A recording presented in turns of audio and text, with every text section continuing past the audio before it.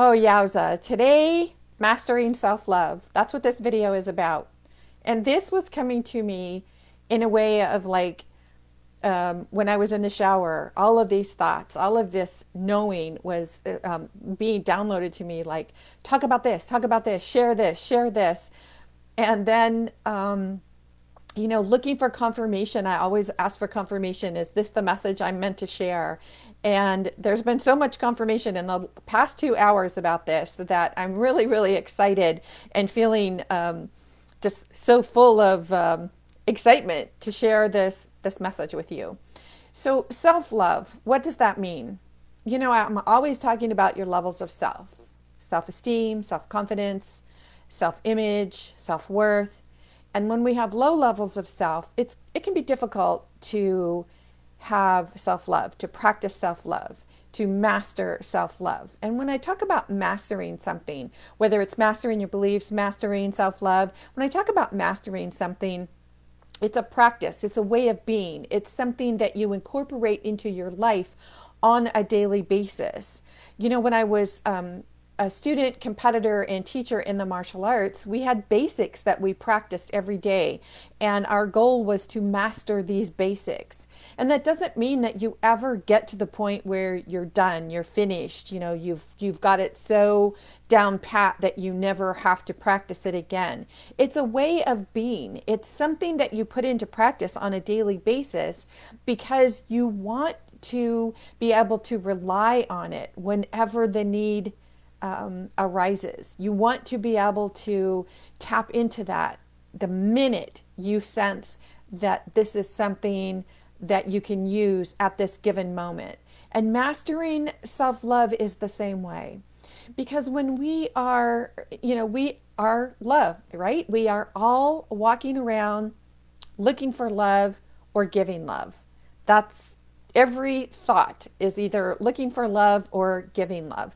But when we're feeling low levels of self-love, when we're telling ourselves nobody loves us, we're not lovable, we're not loving, maybe we're judging ourselves that we weren't kind to someone, that we spoke out of turn, that we had an argument with someone, or that we don't like who we see in the mirror. When we're actually practicing low levels of self, it can be difficult to find happiness and joy in our daily coming and going, our daily walk of life.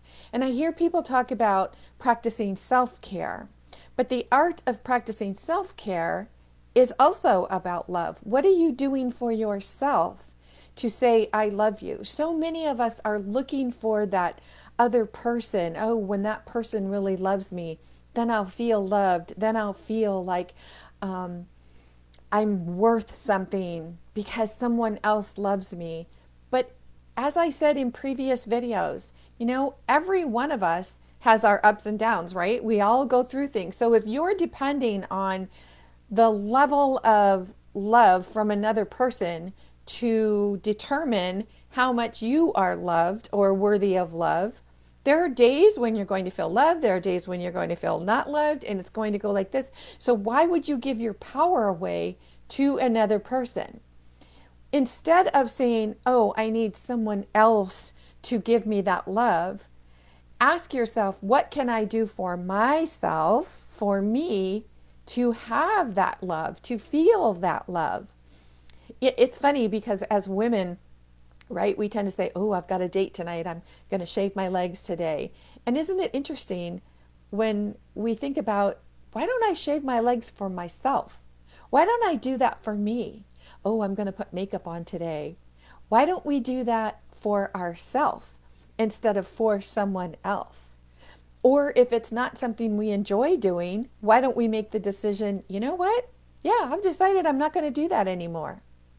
You see, we always are looking for things to do for someone else. And I had a discussion with a woman the other day who was talking about years and years of doing for others and trying to make other people happy and giving to others.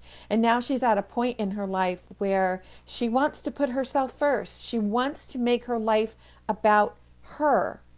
And that is one of the highest forms of self-love that we could do. But when we are not used to that, when we're conditioned to always having to do for others, that simple act of self-care or self-love or putting ourselves first can feel wrong. And remember, there's no right or wrong. It's simply a matter of what you've been conditioned to believe is what you're supposed to do, right? And your beliefs were created from the time you were born, when your caregivers, parents, the people who have the most influence over you were teaching you these things. Don't talk to strangers. Oh, that person just said hello. You're being rude. You're not talking, you're not replying. And people are always making these decisions for you about what you should do and what you shouldn't do, what's right, what's wrong, if you're a good person, you're a bad person. Is it any wonder, as adults, we have all of these beliefs that we created in childhood or intuited from childhood and brought with us into our adult life. And we're walking around and we're so confused. Am I a loving person? Am I a good person? Am I a kind person? Am I a competitive person? Is it wrong to be competitive? Is it wrong to be wanting more than I have? And we're second guessing ourselves. We're always judging ourselves. Now, remember, the law of attraction is about asking for what you want, know that it's already on its way or it's already here.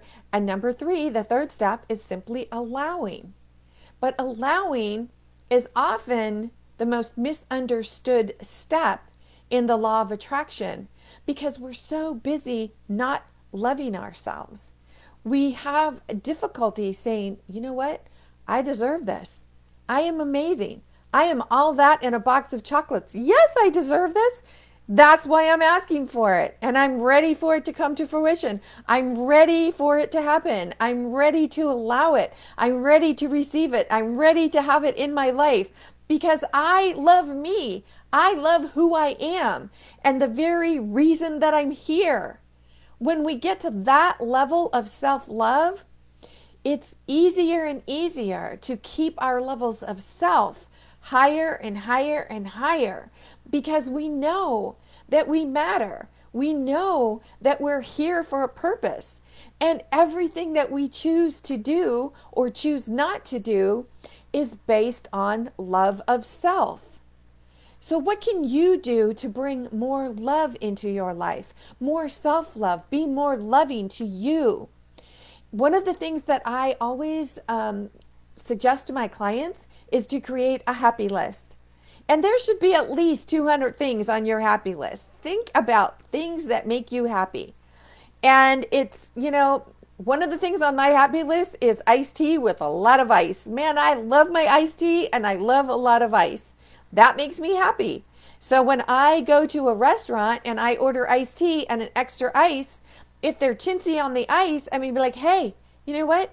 Make me happy. And I tell them that. I say, oh my gosh, you just made me so happy. And people look at me like I've just lost my marbles. No, thank you. You are part of the best part of my day today because you made me happy. See, we have to know what really makes us happy to really feel love for ourselves and to master self-love on a daily basis.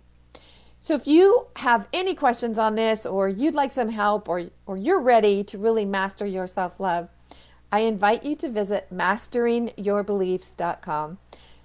Spend some time on the site, look around. There's something there for every level of self where you are. And if you have any questions, ask your sensei. In the meantime, this is Nancy Muller, the one and only Life Sensei, saying ciao for now.